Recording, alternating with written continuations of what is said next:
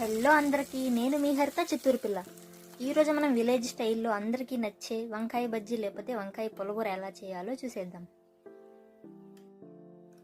దీనికి ముందుగా ఒక పాత్ర చేసుకొని ఆయిల్ వేసుకొని ఆవాల పప్పు, కరివేపాకు, అలాగే పచ్చిమిర్చి, ఎండుమిర్చి లేదా పండు మిర్చి, అలాగే కట్ చేసుకున్న ఆనియన్, ఇదంతా వేగిన తర్వాత చిటికెడు పసుపు, ముందుగా కట్ చేసుకున్న వంకాయలు, అలాగే పచ్చి టమాటా లేదా పండు టమాటా వేసేసుకొని అది కాస్త వేగిన తర్వాత ఉప్పు యాడ్ చేసి సరిపడా వాటర్ యాడ్ చేసుకొని ఒక 5 నిమిషాలు ఉడికిన తర్వాత నిమ్మకాయ సైజ్ అంత చింతపండు వేసేసుకొని ఒక 5 మినిట్స్ ఉడికిన తర్వాత వాటర్ సపరేట్ చేసేసుకొని పక్కన పెట్టేసుకున్నాం.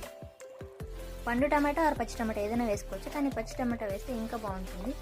ఇలా పప్పు గుత్తితో స్మాష్ చేసేసుకొని తర్వాత మనం సపరేట్ చేసుకున్న వాటర్ యాడ్ చేసుకుని అది కొద్దిగా ఉడికిన తర్వాత కొత్తిమీర యాడ్ చేసేస్తాం. ముందుగా చిత్తూరు వడియం వేయడం మర్చిపోయాం కాబట్టి మళ్ళీ ఆయిల్లో ఫ్రై చేసి యాడ్ చేస్తే మన వంకాయ పులగూర రెడీ.